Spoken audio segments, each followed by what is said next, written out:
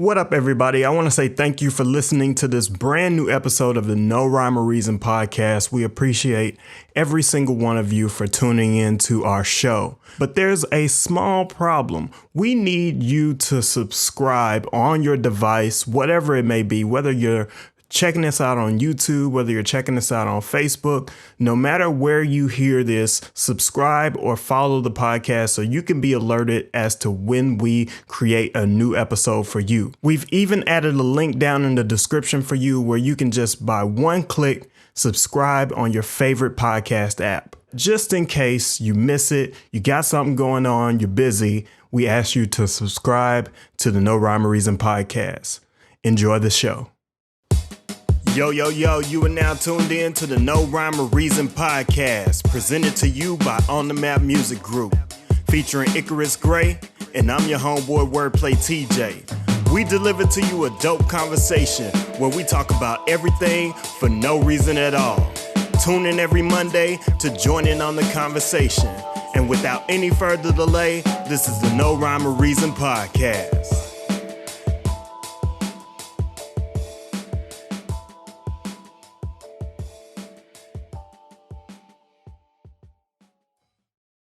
And we're live. Yeah. What's up, people? It's your boy Icarus Gray. And it's your homeboy Wordplay T.J. And this right here is the No Rhyme or Reason podcast, where we talk about everything. Everything for no reason at all. Word. So welcome back, y'all. So we're broadcasting live on Facebook Live, and we're also recording for iTunes and the other podcast apps. So if you don't have us mobile, be sure to click the link in the description to take us with you. What up, Crucial? And then we'll go from there to let you know. So if we do talk randomly to somebody in the comments, that's who we're talking to, by the way. I've forgotten like the last few episodes. I was like, well, wouldn't that be weird if we're just like shouting people out, and then they were like, well, who are they talking to? But like are they in the room with them? Like, we didn't explain that. So that's what you get from Facebook Live. We shout you out when we see you. Yeah. So that's cool. Yeah, links are in the description if you want to join us on Facebook Live during the every Saturday, really, and then you can just hear us shout you out while you're listening on the next Monday, which is kind of what is it? Egotistical in a way. It's just like, oh, I just want to hear from my shout out, yo. but you can do that. Yeah, we're here for that. If it makes you feel good, then yeah, we're all for it. So we used to have a whole segment of it. Yeah, that's true. That's true.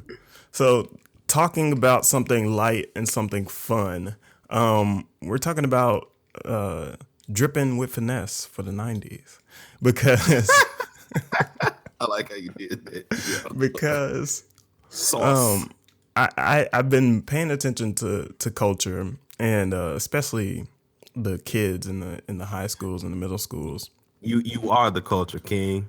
Yeah, and there's a lot of like 90's reflection going on. And I think that's because of what's going on politically. I think that's what's going on culturally. And so a lot of people are like shouting out the 90's, and I wanted to just say what we observe here. Right. So I want to get this out the way first, now that I'm realizing the tone of this conversation, just to kind of get it out of the way in terms of my observation.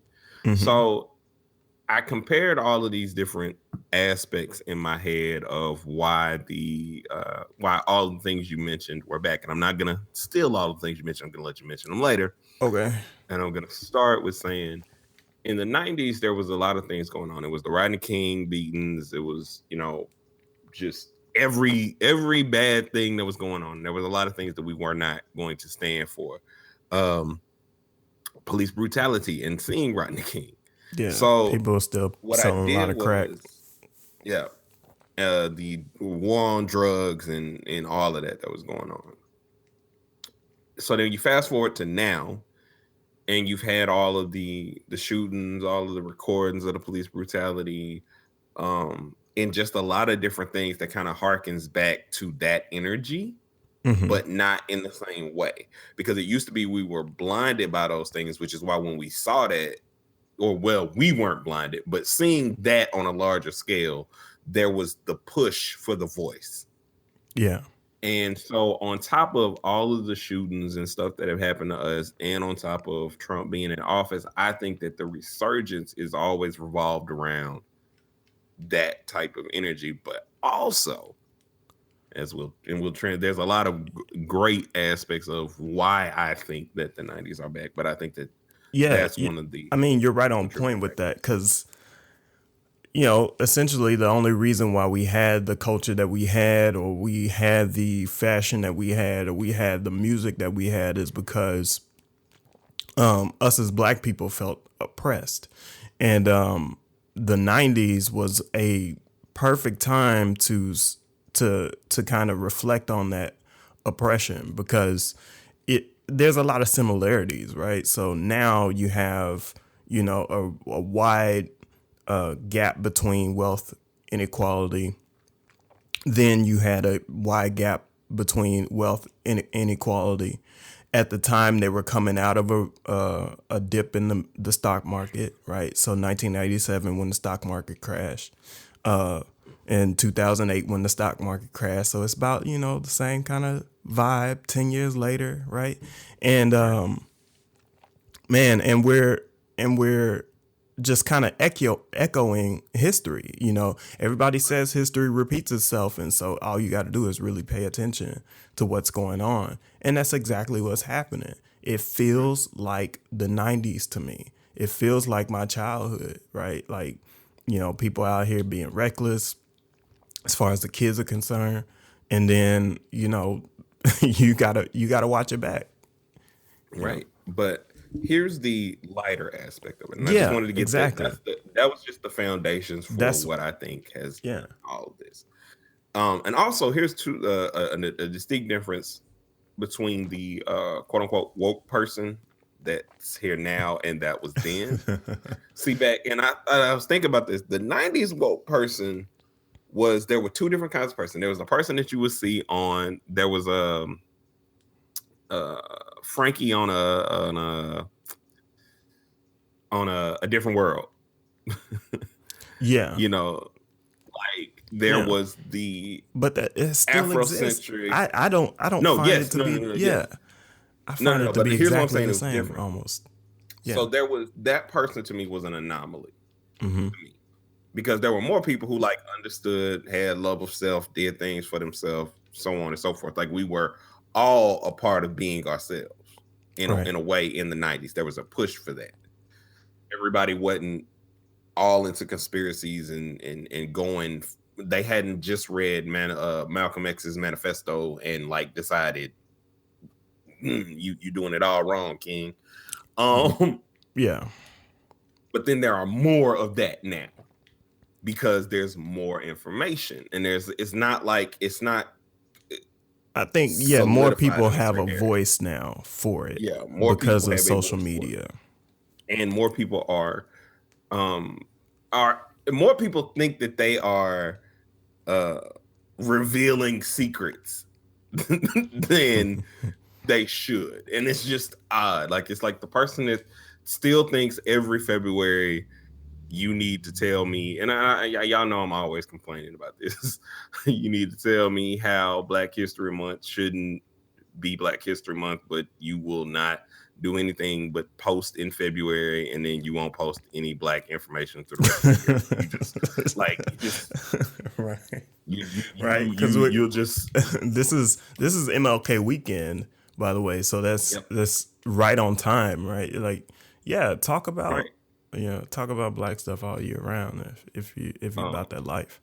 So it was these small comparisons of the differences are so crazy, because it used to be you would laugh at that type person somewhat back then. Come on, man.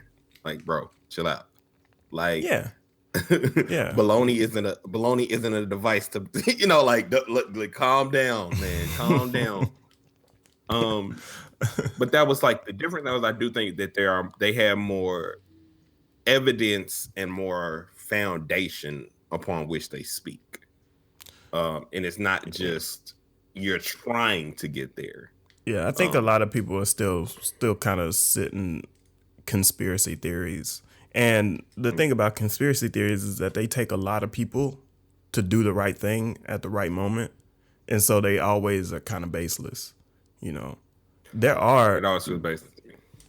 There are people that have malicious intent, but I don't think it's because they think they're bad or they think they're evil. I think it's because they think they're doing the right thing. Cool. So the culture, right? Yeah. Like, so let's talk about the point that you raised first, which is the music, right? So the sounds and the things that we're starting to echo, right? I have the biggest connection point. So rap did what with samples?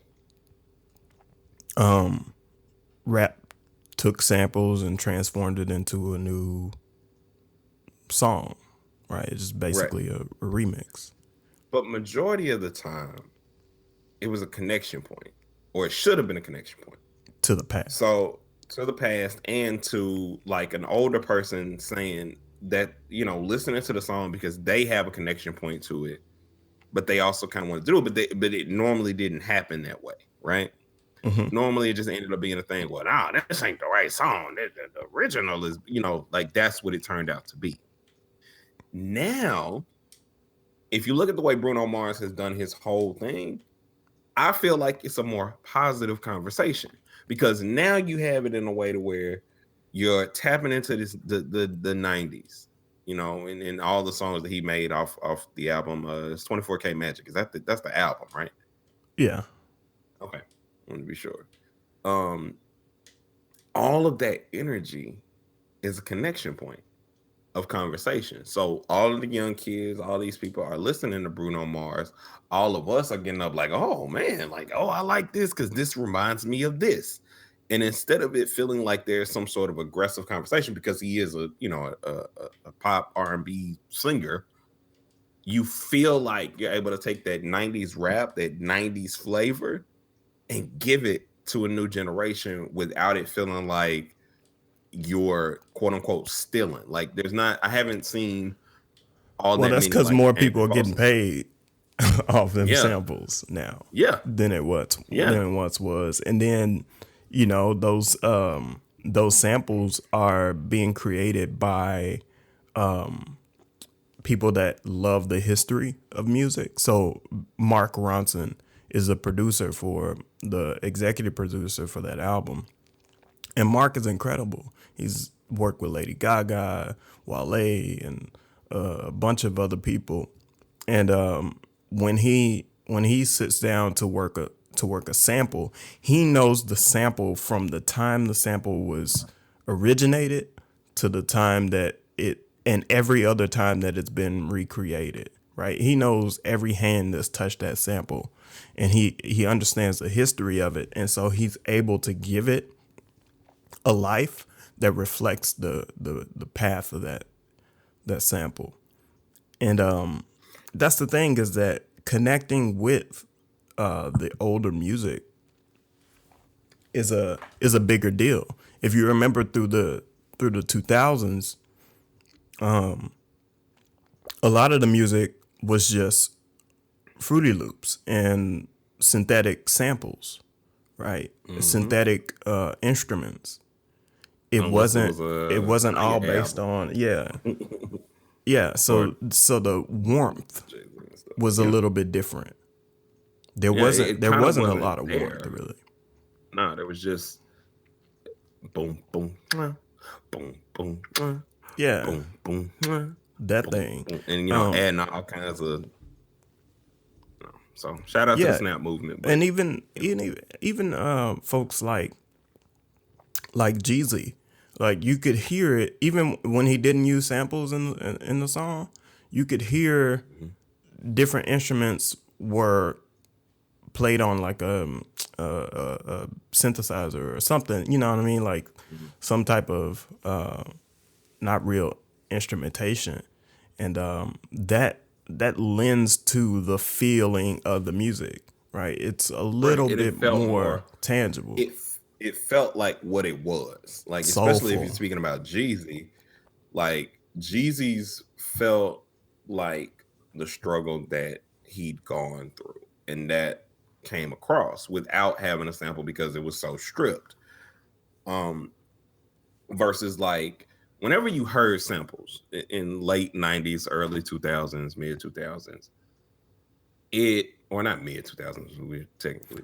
Well, you're right, because Kanye was pretty sample. Whenever you heard these things, it started to like, because we're 90s babies, so we grew up on either hearing these songs that were not from the 90s, but we knew of these artists. So when you started hearing these soulful songs and hearing the way that they were transforming them, it brought a bridge amongst this connection point. Yeah. And allowed us to be like, oh, snaps. Like, you know, what's the She Wants Some Marvin Gaye, some Luther Vandross. I can't think of the name of the song. I don't think it's Slow Overnight Jams. Celebrity. Slow Jams. Listening to Slow Jams, like talking about all of those artists that you would then like go and search. Like, you didn't just sit there. She said she wants some Marvin Gaye, some Luther Vandross, a little need, like ready for the world. Like you had to go and look all these things. What is that? What is that? You had to at least go do that. And so like that inspired, like I love that, because you don't even need to drop a dope lyric for you to go and search for why this makes this song better, or why this was their slow jam list. Has this ever happened to you? So you'll hear a hip hop song, right? And then, I don't know, a few weeks later, a few months later, you're listening to a commercial and you think it's that hip hop song, but it's the original. Not so much a commercial thing, but like I remember when I heard, was it Good Day? Is it Good Day? Whichever one whatever song that samples Between the Sheets, Isley Brothers. And I remember like hearing it, and then I was playing one of the GTAs. It was probably San Andreas. And you're driving around listening to the old school station. So technically, I mean, I guess it could still be radio. And so Between the Sheets comes on, and like, of course, like in my head, I'm about to start singing the other song. Like even now with Redbone, you know, like it's doing it again, not so much. Yeah, because that reminds me very much of Isaac Hayes samples, especially from the same song that Ike's Mood is what it's called. It reminds me of that song, because that song is like, I don't know, 5 or 7 minutes long, and it has so many transitions that you could pop out one piece, loop it, and it just sounds absolutely magical. So Ike's Mood is really incredible, and it's been used by Irv for Jay-Z. And then I sampled it. I sampled another piece of it for Hard Living for my album. And so like go ahead. No, it just reminds you of what's happening. And the crazy part about it is what I experience with working with kids now is that they know more music from the past than we knew from the past because of streaming. Facts. They will walk into the classroom singing songs from the 90s. And I'm just like, how do you even know that? And they were like, well, you weren't even born until the 2000s. Oh, you're that guy. You got into that age. Well, like, I mean, you don't know what at least you ain't hitting them with the, what you know about that? What you know about that? What you know about that? What you know about that, boy? No, I don't say that, but I am surprised at first, and then I remember, oh, streaming exists. So they can go and listen to whatever, whenever. And that's the great part that I like about streaming, is that it gives you access to whatever comes about. And sometimes you can control the output, but when you don't control it and you just shuffle it and you let it go, you start to like come up on good things that weren't there in the past. And so it's really weren't there now. And so you get a chance to hear things that you never knew that you would love, but you love them anyway. Right. And now when people, I think like you were saying, because they get properly paid when they use these samples, yeah, it's damn near identical with a couple flips. Yeah. And it even gotten to the point where, like on 112's latest album, they sampled themselves. Like they flip Cupid, a part of Cupid on I can't think of the name of the song, but it's a really dope song on their latest album. Q Mike Slim Duran, go check it out. And it's dope to me to be able to do that. It's like I've always loved, and we did this on our episode of talking about our favorite parts of music. But the reason one of my favorite parts of music is the sample is because it allows for you to learn a lot. Like you'll sit and listen to a song like listen to James Brown, A Man's World. Mm-hmm. They play that song in so many different ways and make it seem like that's all that he's saying. Yeah. Like in the most important part of that song is, nothing. Like, like with like it's showing this connection point more so, whatever. But that's what you learn. Like, so you'll listen to a song that sampled that. You'll then go listen to the song and you're like, oh, damn. And especially if the person that used the sample was flipping it without having that part and saying the same kind of energy. Yeah. And then it's like, oh, it deepens the emotions. It deepens your soul connection to the music in a lot of different ways. And that's the most amazing part, I think, about what the 90s did, because there's always been quote unquote sampling or borrowing, stealing, so on and so forth, whatever you want to call it. But the 90s made it into a true art form. It made it into a true, like, I'm taking this to say what I need to say. I'm taking this to give you a reference point. So that you can hear me, because you listen, because you have recognized the sound of this. And then I'm taking my twist on it.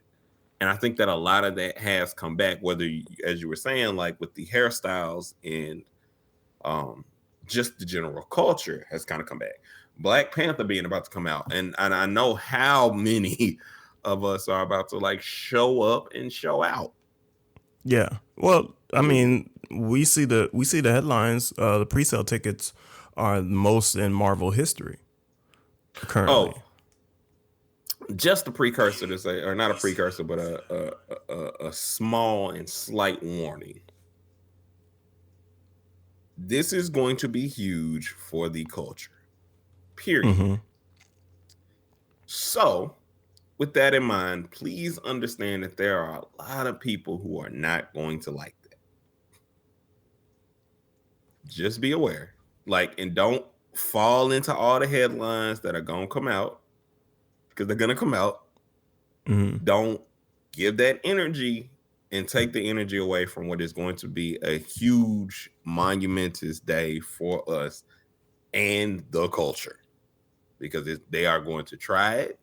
They are going to find the one theater or the one or two theaters in America where there was a fight or something, this, that, and the third. They are going to then take those one or two fights and say that there are fights all over America.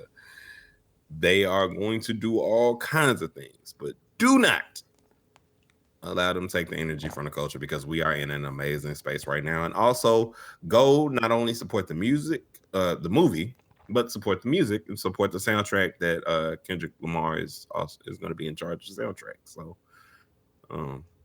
yeah, let's double support, because I think this is like that 90s energy of just everybody helping and being there for each other in a certain way. And we slip and fall on it sometimes, but I think that we're building towards an amazing an amazing snowball effect of support is one. Yeah, so the whole thing about the 90s. So let's look at a different aspect. So once upon a time, there was a big push towards us focusing on our natural hair, right? And so just similarly, like the 90s, we're more aware of the products that we put in our head. We're more aware of how we treat our hair and how we appreciate our hair as well. And that goes hand in hand with like being proud of being black a lot of times. So now, right now, like you see the kids, even the Hispanic kids, like hair this tall, right? And and well, it reaches past that, because in the school that I work in, you have folks from Pacific Islands and Hawaii and all other places out there. So Samoa and various other places out west, and west,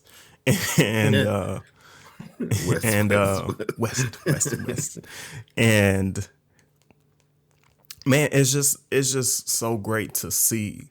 It's great to see young girls out there with their fros out, and like they pay attention to what they eat. They pay attention to how they dress, right? They care about so much when it comes to their appearance that the fashion is starting to mimic what was going on in the 90s, right? So the baseball jerseys, right? Like that type of style. Everything, like, so you think about the rope chains and the earrings, and Yeah. like it's basically taking everything that we probably would have gone overboard with in the 90s and smoothing it out. Just like, Yeah, I it's like presented this a little part. better now. Yeah, I like this part, but this part was a little bit too much. Or I wanted this part to be a little cleaner, or I wanted this to be added with this, and so on and so forth. So when you're talking about the box hairstyles and the new kind of crisscross dreads and twists Right. and stuff that everybody's doing. So it's not even quite boxy anymore, right? It's not a straight up box. It's like with a little twist to it. You know what I mean? So it's kind of spiky, and it's just really cool to see them embrace what they are. You know what I mean? Right. As a people. And it's a beautiful thing to like, because growing up in the 90s was interesting, to say the least, because of how inspirational it felt and was.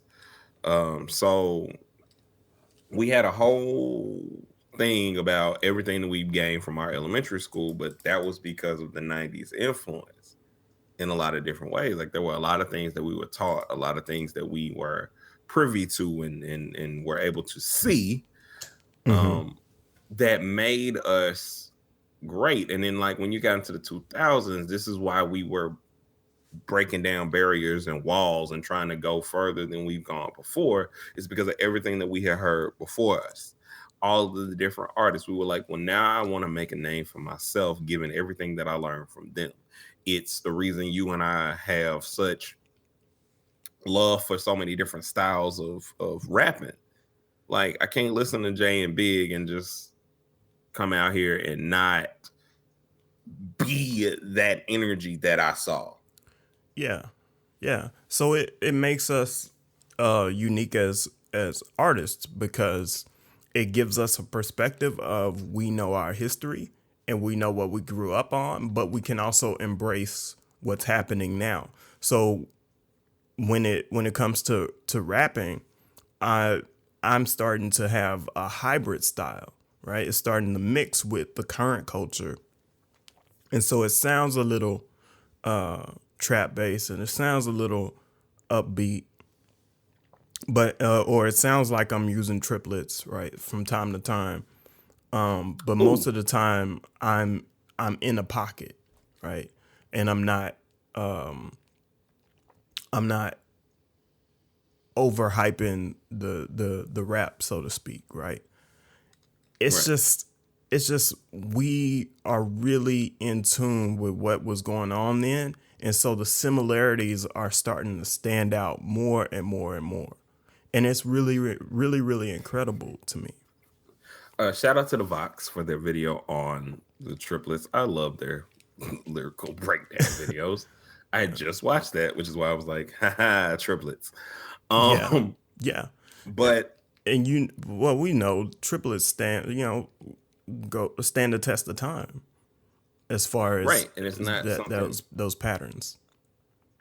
right, which is an interesting thing when you break it down. And what was funny, and also another connection point in that video, is one of the standardized triplet, or one of the most well recognized triplets that isn't rap, is Moonlight Sonata, which is Right, my favorite right, Beethoven piece in general. Hence the reason that Harvest Moon is a bit of a sample from Moonlight Sonata. right. For those people that um don't know music theory, a triplet is anything that has three bars in a measure, and so it usually goes doom doom doom doom doom doom doom doom doom, and the speed can change depending on. So when you hear da da da da da da da da da da da, that's 1 2 3 1 2 3 1 2 3 1 2 3. That's how it works. right. Thank you, sir. Music Theory by T.J. um but yeah, so that was like a huge and amazing connection point to see. um the other part about all of this that is so interesting is, I believe that, and I said this a little earlier, that the artists were using this platform because of how adults seem to be responding to the new age stuff. Like, there was this rejection of it, and majority of the time we kind of just take on rejection and push forward. Yeah, But it that's youth seems like, culture though. That's always going to be youth culture. right, but it seems like there's been a more conservative effort from artists to kind of be like, okay, look, this has been done this way for millennia. So to speak, Let's yeah. try and bring you in. Let's try and bring you in. And like I said, the pop R&B artists are doing it the best, because there's more of a, it's softened, so you'll listen to more R&B than people would rap anyway, even though hip hop and R&B is the number one in the country, in the world, because we the truth. But I think that was the attempt, and that's what I loved about using the 90s in that way, is because it's basically like, okay, look, I know you don't quote unquote like this, or you don't like that, or you might not be feeling Cardi B, or whatever the case may be, but here's to show you why you should. Here's something to give you an entry point to see that this person isn't what you thought or what that person thought. This is beautiful music in the house that you're comfortable with. This brings your memories and allows you and your kids, the same way we were in the living rooms and having fun at family functions, dancing to old Michael Jackson, old Prince, all the old Luther, all old Isaac Hayes, and all of that. Like, it gives us those new moments of that. To where it's like, yo, this is what I used to, like everybody at every party is trying to hit the kid and play, and Right, right. it's It's like you nostalgia. bringing it back. Yeah, it's It's nostalgia, nostalgia. and Yeah, it has to be that way. It's yeah, even starting to leak back into business. So if you watch what's become popular again, so like Champion, right? Champion jackets or whatever clothing is coming back.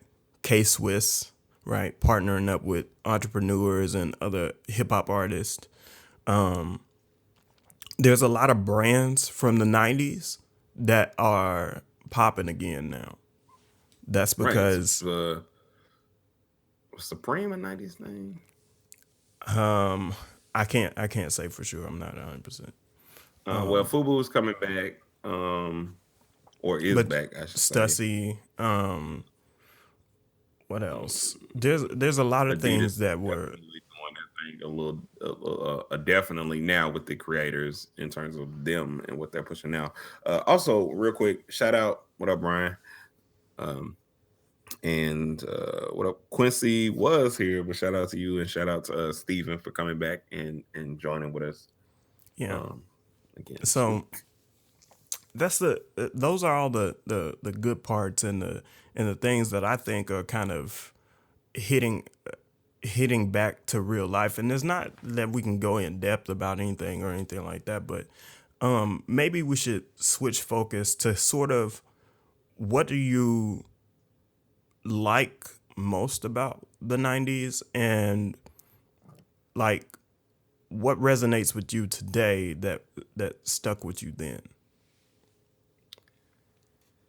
Oh man, the thing that stuck with me the most about the 90s was all the different ways to be yourself. The different movies that came out, the 90s movies that mean the world to me. So like Rush Hour, Space Jam, 90s basketball, like Iverson, like all of these different things. Like right before 2000, there was this energy of the rebel, the young new school in this way of like, accept me. Oh, cartoons from Nickelodeon. Shout out Brian. Thank you. Like I forgot about those.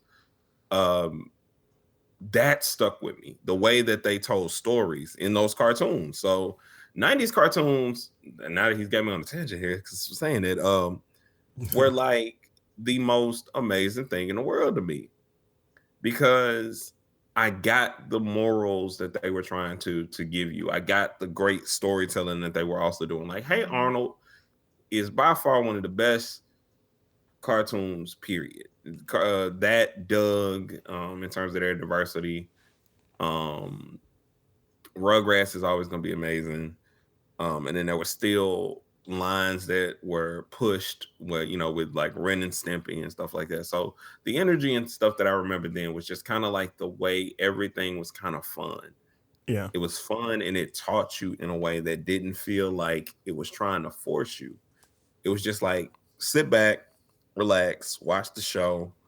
Well, the moral of the show was always like part two, versus they had a main story, but they had like a kind of moral to it, right? Right. I've talked about this before. Like, if you think about the first Rugrats movie, it is the 90s thing. So I believe it's the 90s thing, if I'm not mistaken. I want to say I don't know. it might not be. It would surprise us.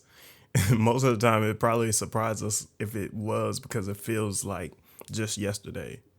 Yeah. Me. So, but my general point, like with what they did with the Rugrats and telling the story, was in the movie. Basically, his little brother Dill is born, or Tommy's little brother is born, and they go on this long adventure. He's mad because he can no longer get the same attention that he was getting before, and like he didn't want a little brother. Blah blah blah. Doesn't understand how to be a big brother.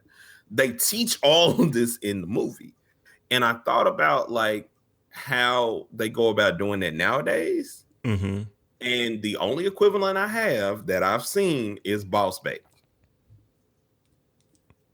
And I'm sure that there are others in this new era, but Boss Baby was, it was this interesting thing of like realizing that nowadays we more so go for the joke, and they go for the adults joke, and they kind of don't toe the line in the way that they used to.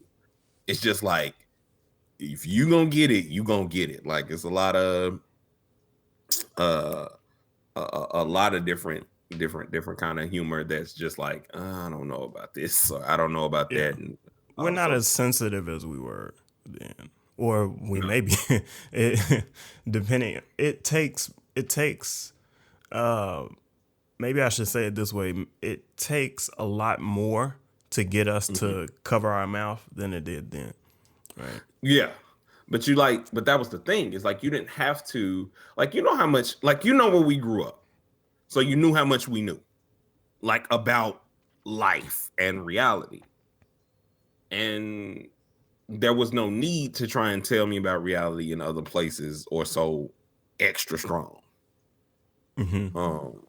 So it's yeah, oh man, as Brian is making me remember the movie, because they tried to take him back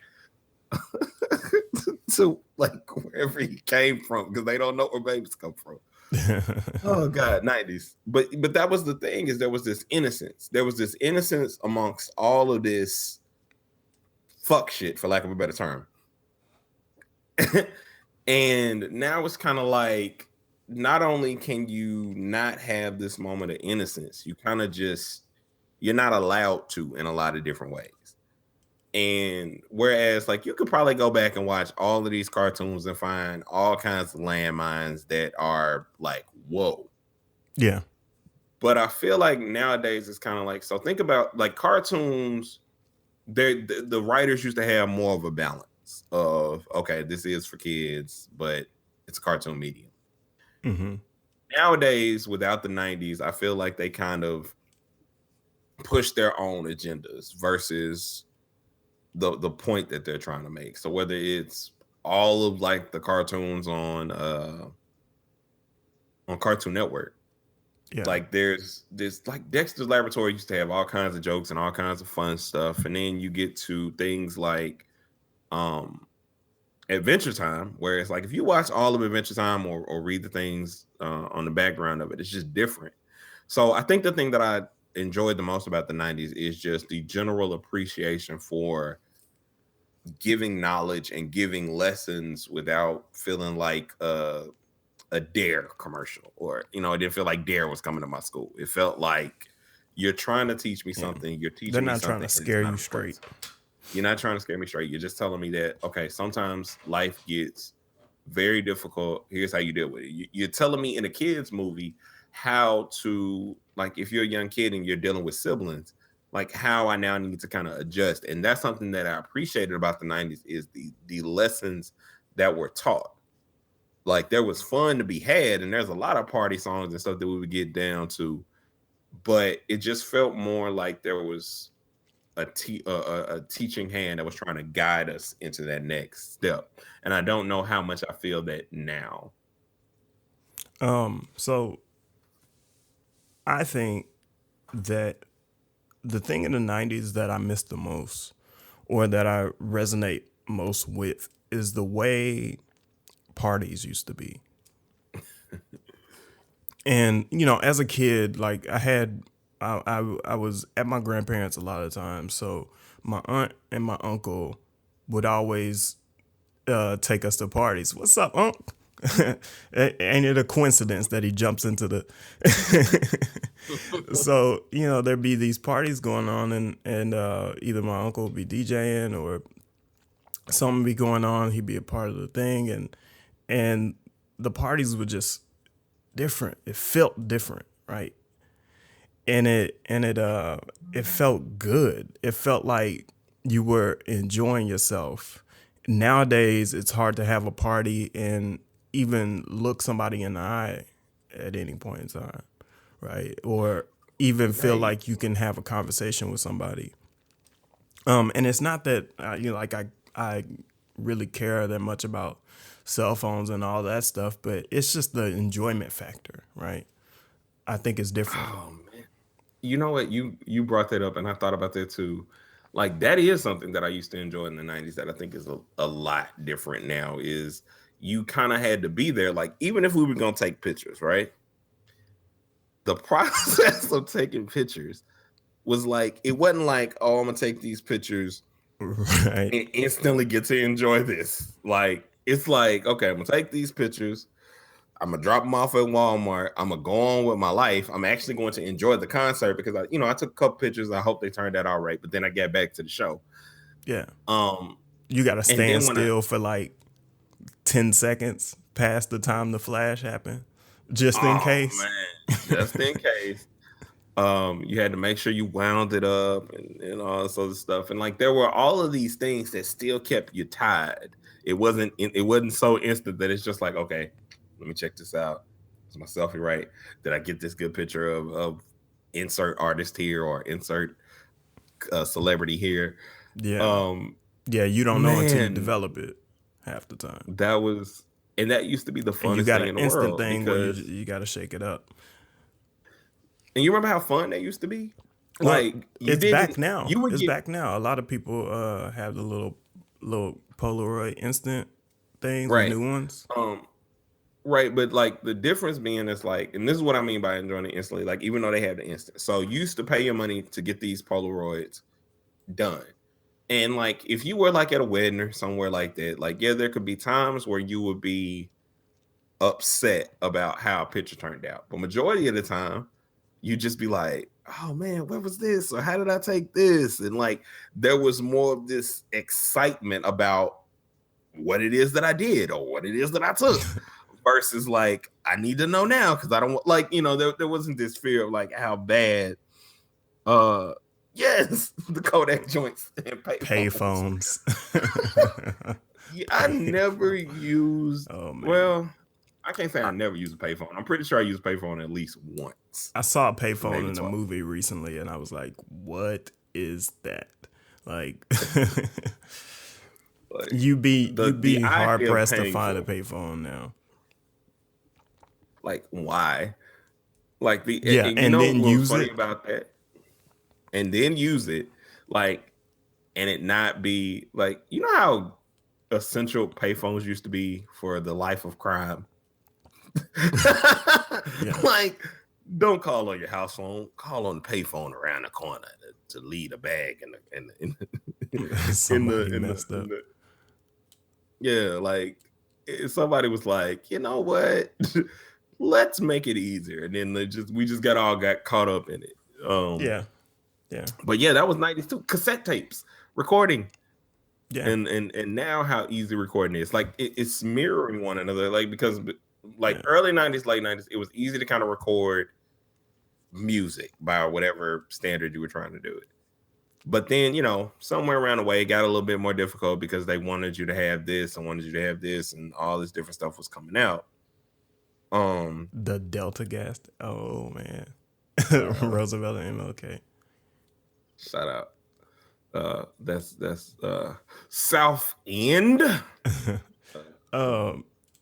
Yeah, so what? Like the just in case cassette tapes. But in the comments they're giving us locations of payphones and things, or where they used to be, and skeletons of payphones in the Little Rock area. Oh my god! Yeah, pagers.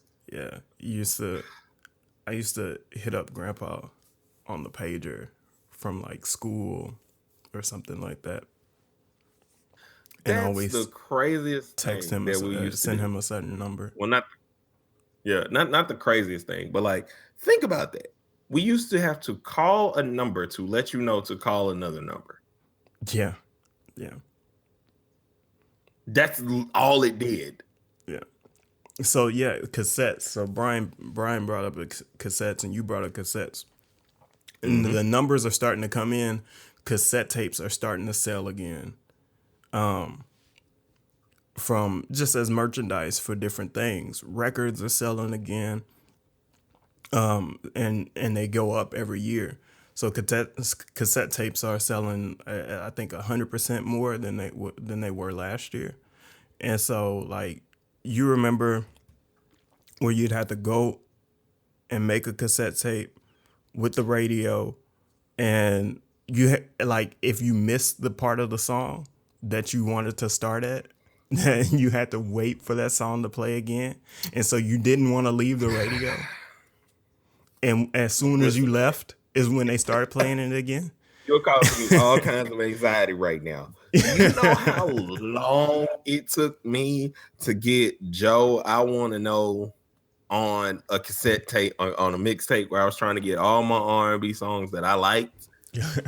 Man, you used to like that's so unheard of now on radio, because y'all play the same songs every 5-10 minutes. Yeah. Like, so like, but now, man, you used to have to wait. They would go through, they would talk for about 15-20 minutes. Then with the way that they would start the song, like they might like, yeah, and this there is was also no music for straight 20 minutes.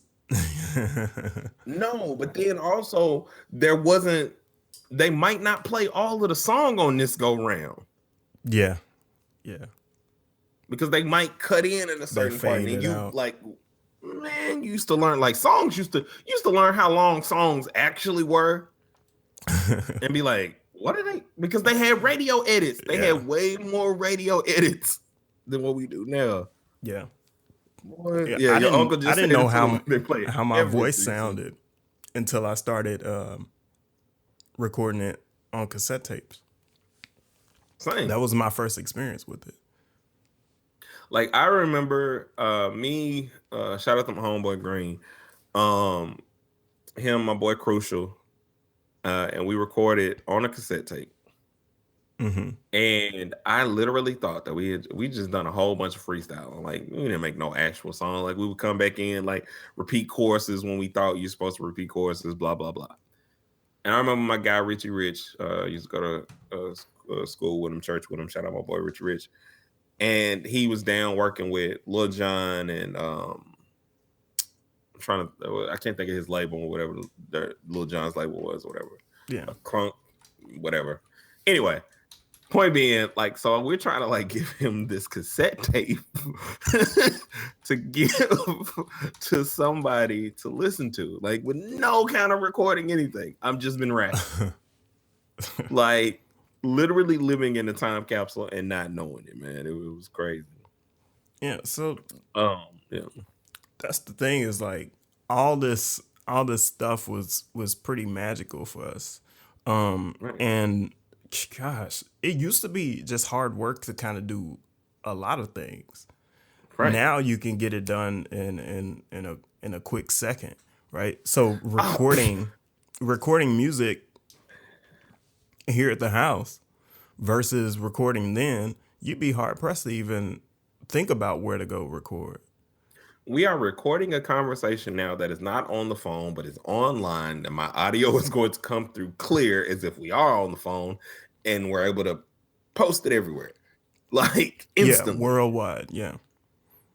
And we've been doing a lot of 90s stuff because and not knowing it, but we're from the 90s, so it's kind of unintentional. We're from it's part of who we are. Yeah. So like, I'm thinking about, like, when we talk about games and stuff last week, like, that's a 90s thing. Yeah. How we got into Pokemon, and the whole resurgence now is, sort of 20, 21 years later. Like, you know how hard it used to be to, like, you people get augmented reality of Pokemon Go. We literally would just go outside and kind of like pretend we were catching Pokemon. And maybe if you had a Pokemon toy, you could like throw it at the grass and do all the, all the little noises and stuff. So said in the South, the East Coast blew up after the riots, and they stole all their equipment from music. Oh yeah. Yeah, it was hard to get equipment in the South, but in the East Coast, like the New York City, the blackout and those type of riots, and when they built the highway straight through the Bronx, right? The reason why hip hop is here in the first place is because they were able to steal that music equipment to begin with. I forgot about that. Like, oh, that's crazy. But yeah, look at. I mean, like, think about that. Think about what everybody in every generation had to do and how difficult that was. Like, well, they had to do that. Like I said, we were working off cassette tapes and having to go to studios. Shout out to T.JAY, young Caliber Squad. You know what I mean? You know, I mean, when now kids are mixing full songs on their phone or on their iPad, like and and it just like putting it out. yeah. So And a like, song start to finish on your iPad, like I don't, I don't know. I feel old at the moment because I hadn't even gotten into that. I hadn't even tried it. yeah, I They were love. just better thieves.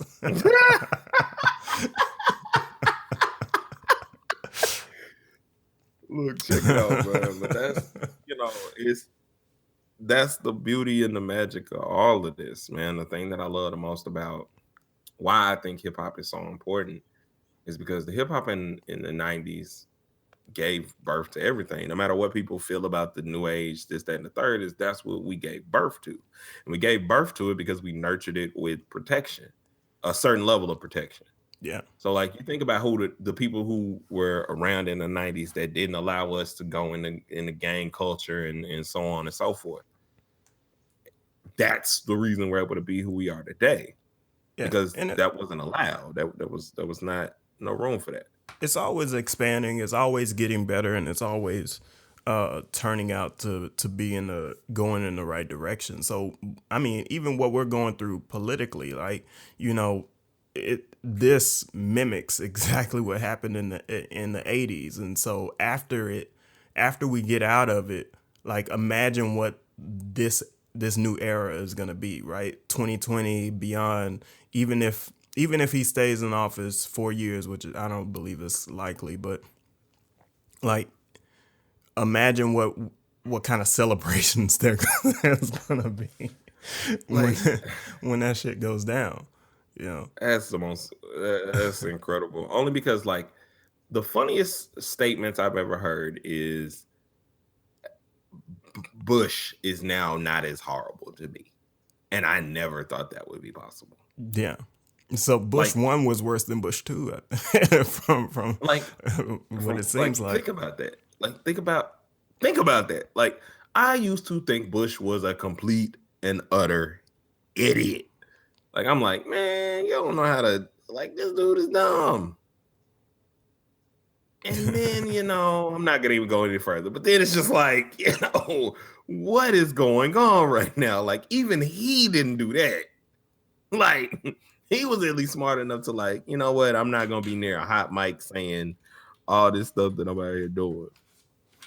Yeah. So I mean, it's it's just great. It's just great to think about that, and it's great to see what's happening now. It feels good. Mm-hmm. Like Great. it feels like a party again. It feels like we're in the midst of a celebration.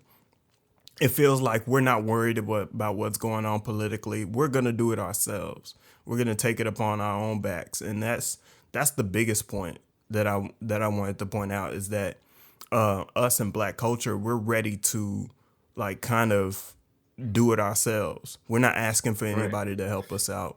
We're taking advantage of what we want to do, and Right. you ain't got to be 100% woke to spit your opinion, right? People that get it, and everybody has a sort of like a contribution to it. You know what I mean? Right. And the biggest difference between then and now is there were so many ways that they were allowed to stop your movements.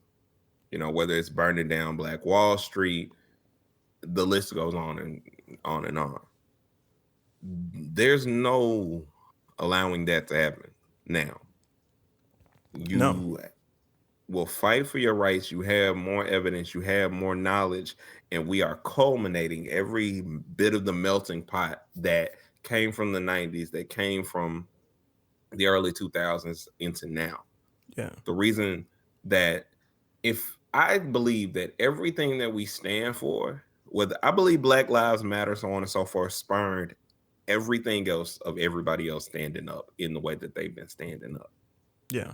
Well, this And this the thing is, like, Black culture, you can't pull the wool over our eyes, right? You can never bullshit us. We know it. We feel it.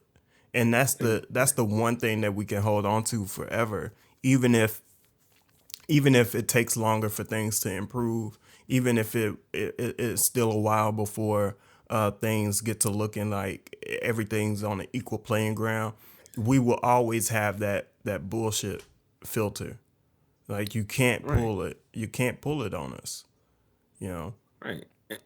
And to answer the overarching question of is the 90s back? Yes, and better than ever. Well, actually, technically, to even get better with it never left, because we are the 90s. You know, we are the era. We are the era as an adult. That's what this is. We are the evolution of that. The North Little Um, Rock shooting.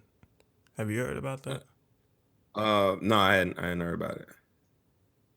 I hadn't heard about it either. Um, what's What happened popping? in North Little Rock? Young Juice. While we're Wait. waiting on that response, yeah, go ahead. So the culmination of all these things, the evolution of what we were in the 90s to now, and learning all the things that we learned and using all the things that, like, we got skills of what felt like every era. So we still had typing classes that allows us to be able to type the way we type. We had the growth of the cell phone. We had the growth of of games, the growth of all electronics in general, the growth of the school system, whether it went in the right direction or the wrong direction. We had no, yeah, I did see the police that killed a young 17-year-old man. Yeah. Charles Smith Jr. Mm-hmm. And they finally released the dash cam, because it was like there was some stuff going on about them not wanting to release it and saying the case was kind of like closed and all this other stuff. How I feel with the little information that I have on it is, no matter what information comes out, I'm still sad. Yeah. And it bothers me on two different levels, because I think from the thing that they said, he had a gun on him or whatever. But the problem on both ends is the fact that he felt that he needed one, the fact that he was out there with one, the fact that there was a situation where now you're losing your life in front of your friends and so on and so forth, justified or not. Like I'm tired of things escalating to this point. And I'm just sad, like, to say the least. Like, it's saddening. Yeah, I think a part of it is that, man, you can't really. I don't know. We're in a place where it's just hard to see that people have to go through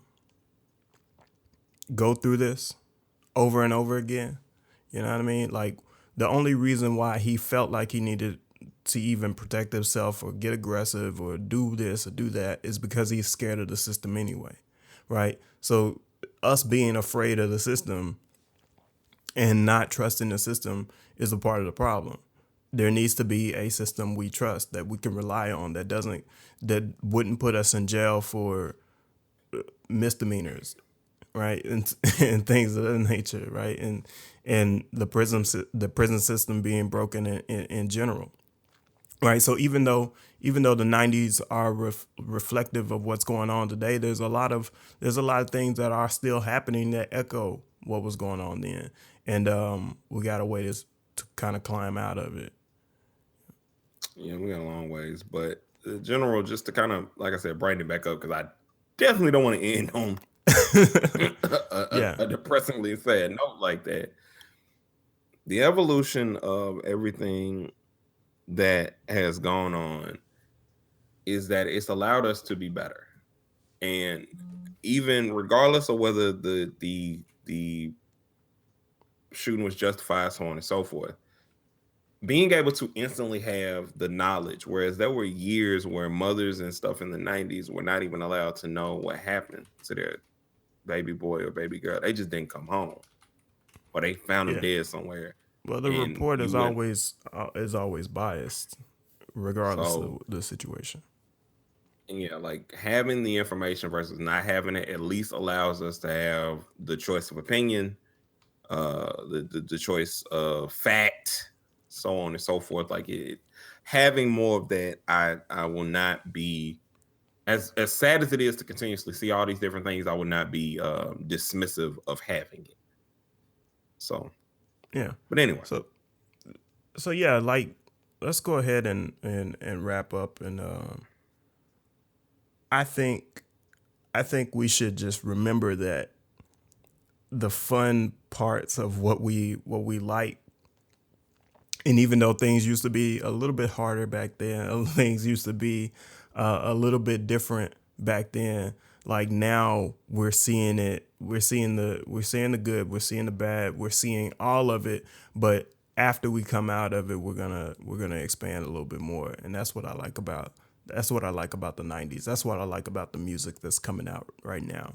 That's what I like about the fashion, and that's what I like about our culture. Is because we continue to like not let it die, right? It's growing right. with us. It's growing with us and it will never die.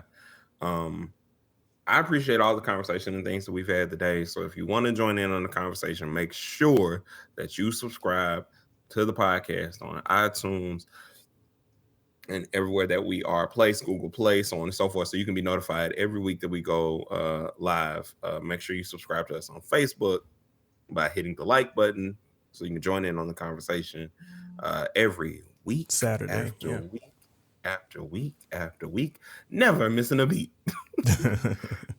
I love that. But yeah, knowledge is for understanding and not to prove others wrong. This has been the No Rhyme or Reason podcast with your boy Icarus Gray And your homeboy Wordplay T.J. And we'll see y'all next time. Peace. Peace. No Rhyme or Reason is an On the Map music group production.